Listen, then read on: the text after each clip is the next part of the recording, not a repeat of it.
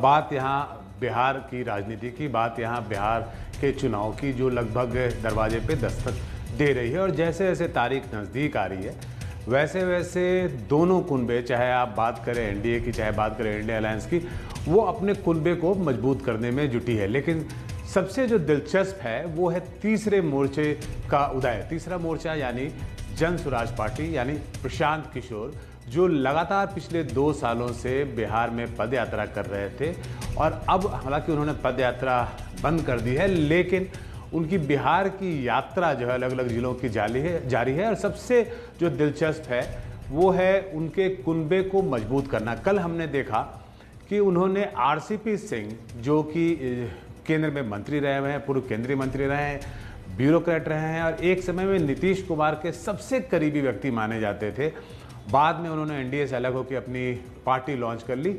उनको अपने जन स्वराज में प्रशांत किशोर ने न केवल ज्वाइन कराया बल्कि उनकी पार्टी को जन स्वराज में मर्ज कर दिया। और आज जो खबर है वो है कि वो उन्हें राष्ट्रीय अध्यक्ष भी बना सकते हैं, यानी आरसीपी सिंह को प्रशांत किशोर जन स्वराज का राष्ट्रीय अध्यक्ष घोषित करते हैं। तो कुल मिला के लब्बो लबाब ये है कि जो तीसरा मोर्चा है उसे मजबूत किया जा रहा है और मजबूत होने के बाद वो जो तीसरा मोर्चा है वो जैसे जैसे मजबूत होगा वो किसी न किसी को नुकसान पहुंचाएगा। क्या वो एनडीए को नुकसान पहुंचाएगा, क्या वो इंडिया अलायंस को नुकसान पहुंचाएगा? इस मुद्दे पे हम विस्तार से बात करेंगे। अभय कुमार हैं जो कि जाने माने पॉलिटिकल एनालिस्ट हैं और खासकर राजनीति, जो पॉलिटिक्स से जुड़े हुए, चुनाव से जुड़े हुए जो डेटा है उसके वो मास्टर माने जाते हैं। उनसे हम बात करेंगे इन पूरे मुद्दों पे डिटेल में। लेकिन सबसे पहले आपको ये सुनाते हैं कि कल जब आरसीपी सिंह और प्रशांत किशोर की जो प्रेस वार्ता हुई जिसमें आरसीपी सिंह ने जन स्वराज ज्वाइन किया, तो उसमें इन दोनों नेताओं ने क्या कहा। सबसे पहले दिल से अपने बड़े भाई आरसीपी सिंह साहब का इस व्यवस्था बदलाव के अभियान में जुड़ने के लिए, साथी बनने के लिए इनका हृदय से धन्यवाद कर रहा हूं, इनका आभार व्यक्त कर रहा हूं। हम भी जब से पार्टी बनाए क्षेत्र में घूम रहे हैं, प्रशांत जी भी क्षेत्र में घूम रहे हैं। जब हमने देखा सब लोगों से हमारे साथी है, तो देखिए हमारा 2025 का चुनाव है। हम अगर बहुत वर्षों तक मेहनत करेंगे तो फैलाव है, लेकिन जब हम दोनों मिलते हैं, जो इनकी खासियत है जो हमारी खासियत है, तो जो काम हम 5 साल में कर सकते हैं तो वो 5 महीना में हम कर लें। बहुत सीधी सी बात। हम भी जब से पार्टी बनाए क्षेत्र में घूम रहे हैं। तो आप इसे जो राजनीति को समझते हैं उसे आप मैरिज ऑफ कन्वीनियंस बोल सकते हैं, क्योंकि चुनाव की तारीख नज़दीक है और उसमें बहुत सारे नेता जो है वो आपको दल बदल करते हुए मिलेंगे। अपने अपने ज़रूरत के हिसाब से वो न केवल दल बदलेंगे बल्कि नए गठबंधन, नए पार्टी में आपको दिखेंगे। इसी मुहिम में प्रशांत किशोर की पार्टी यानी जन स्वराज में आरसीपी सिंह, जो कि काफ़ी मुखर थे इन दोनों एनडीए के खिलाफ में, नीतीश कुमार के खिलाफ में, उन्होंने जन स्वराज को ज्वाइन कर लिया है और उसके अब वो राष्ट्रीय अध्यक्ष भी बनने जा रहे हैं, ऐसी खबर आ रही है हमारे पास राजनीतिक गलियारों से। तो क्या जन स्वराज जो है वो एक तीसरा मोर्चा, एक थर्ड ऑप्शन के रूप में बिहार के लोगों के सामने खड़ा है? क्या वो दिन पर दिन मजबूत होता जा रहा है? और बिहार की राजनीति जहां पे जातीय समीकरण का बोलबाला होता है, उसमें प्रशांत किशोर क्या कर पाएंगे और कितनी अपनी छाप छोड़ पाएंगे? इसी पे बात करने के लिए अभय कुमार हमारे साथ मौजूद हैं, जो कि पॉलिटिकल एनालिस्ट हैं और जो राजनीति से जुड़े हुए डेटा हैं उसके मास्टर हैं। और इनके पास पिछले जितने भी चुनाव हैं उसके डेटा को ये एनालाइज, न केवल एनालाइज करते हैं बल्कि उसका जो निष्कर्ष होता है वो निकाल के सामने में रखने में इन्हें महारत हासिल है। तो भाई जी, पहले तो ये बताइए कि आप जो तीसरा मोर्चा जिसकी हम बात कर रहे हैं, तो थर्ड फ्रंट जो होता है, उस पर प्रशांत किशोर को आज की परिस्थिति में आप बिहार में किस पोजीशन पे देखते हैं, कहाँ देखते हैं?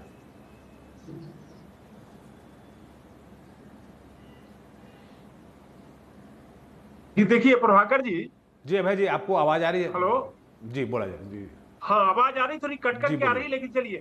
देखिए प्रभाकर जी, ऐसा है कि बिहार की पॉलिटिक्स की अगर हम बात करें तो बिहार की पॉलिटिक्स अन्य राज्यों से थोड़ी कुछ इतर है। कैसे?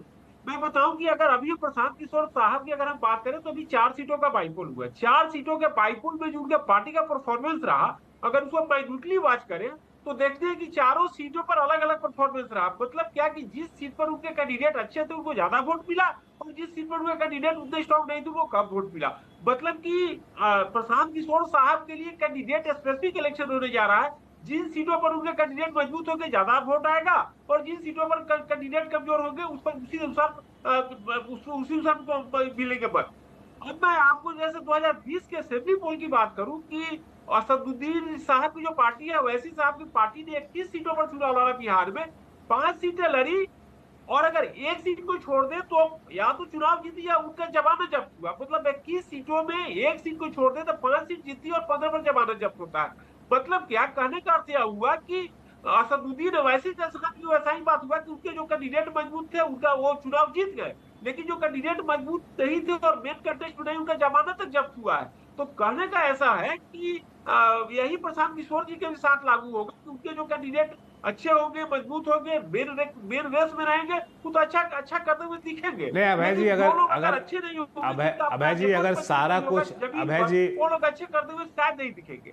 अगर एक दो लाइन और मैं अभय जी, अगर सारा कुछ कैंडिडेट पे ही निर्भर करता है, अभय जी क्या मेरी आवाज आ रही है आपको? अभय जी अगर सभी कुछ कैंडिडेट पे ही निर्भर करता है तो फिर प्रशांत किशोर का रोल क्या है? ये क्या 2 साल से जो पदयात्रा कर रहे हैं उन्होंने उनके किसी काम नहीं आएगा? क्या उन्होंने जो मुद्दे उठाए हैं उस पर जनता उन्हें वोट नहीं करेगी? अगर कैंडिडेट पे ही सब कुछ निर्भर कर रहा है तो फिर आपका कहने का मतलब है कि प्रशांत किशोर, जो कि एक जाने माने चेहरे भी हैं, जो कि राजनीति की समझ भी रखते हैं और जो कि पॉलिटिकल इलेक्शन मैनेजमेंट की समझ रखते हैं, उनका कोई रोल नहीं होगा, उनका कोई मतलब नहीं रहेगा, केवल कैंडिडेट पे निर्भर करेगा? आप ये कहना चाह रहे हैं? बिल्कुल यही बात कहना चाह रहा हूँ कि देखिए, चुनाव का स्ट्रेटेजी तैयार करना और चुनाव लड़कर चुनाव जीतना बिल्कुल अलग चीज है। योगेंद्र यादव को आप देखे होइएगा, योगेंद्र यादव इतना बड़ा काम किया करते थे, लेकिन अपनी सीट पर 78,000 उनको वोट आया था। जब वो 2014 का लोकसभा चुनाव गुड़गांव सीट पर लड़े थे तो 78,000 वोट आया था। इनके बारे में इतने बड़े स्ट्रेटजिस्ट इतने बड़े यहाँ है, तो कहने का अर्थ स्ट्रेटजी बना करके देना, उसके अनुसार काम करवाना अलग प्रकार की बात होती है, और खुद के लिए वोट ले लेना अलग प्रकार की बात होती है। तो इन सब बातों के आधार पर मैं बिल्कुल कहूंगा कि प्रशांत किशोर साहब राजनीति में जब आ गए हैं तो उनकी तुलना नीतीश कुमार लालू यादव से की जाएगी, न कि उनकी तुलना पहले से की जाएगी। तो जब राजनीति में आए तो इस बीच पर आपको खेलना पड़ेगा। जी अच्छा, ये बताइए कि क्या आप प्रशांत किशोर को एक तीसरे विकल्प के रूप में बिहार में देखते हैं? एक, और दूसरा इसी से जुड़ा हुआ सवाल है कि जो जातीय समीकरण है, जो जातीय गणित होते हैं, वो क्या प्रशांत किशोर ने साध लिए हैं? क्योंकि वो बात तो करते हैं कि वो जाति से ऊपर की राजनीति कर रहे हैं, लेकिन हम जब देख रहे हैं जिस तरह के नेताओं का चुनाव हो रहा है तो प्रशांत किशोर भी कहीं ना कहीं मुझे जाति साधते हुए दिख रहे हैं। तो क्या उन्होंने जाति साध ली है एक, और क्या उन्हें आप एक सीरियस थर्ड ऑप्शन के रूप में बिहार में देखते हैं?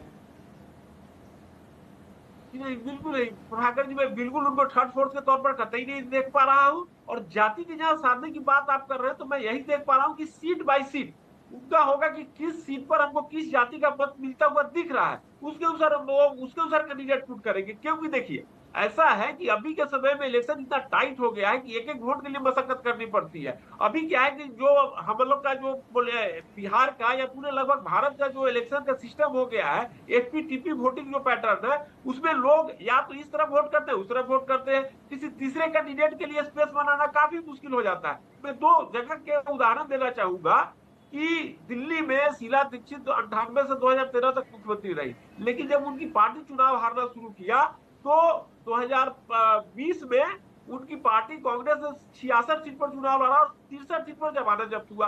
इस इलेक्शन में 70 सीट पर चुनाव लड़ा, 67 सीट पर जमानत जब्त हुआ। मतलब कि एक समय जो कांग्रेस पार्टी का सूती बोला करता था दिल्ली की राजनीति में, आज तो जमानत बचाने के लिए मशक्कत कर रही है। एक उदाहरण मैं और दूंगा, YS Rajasekhar Reddy one of the biggest leader हुआ करते थे भारत के आंध्र प्रदेश के, और वहां पर आंध्र प्रदेश में आज के डेट में कांग्रेस की स्थिति यह हो गई है कि 2019 के विधानसभा चुनाव में 175 सीट पर कांग्रेस लड़के 174 सीट पर जमानत जब्त कराती है, और इस बार 158 सीट चुनाव लड़के 157 सीट पर जमानत जब्त कराती है। कहने का अर्थ है कि अभी के लैंडस्केप में बिल्कुल आपकी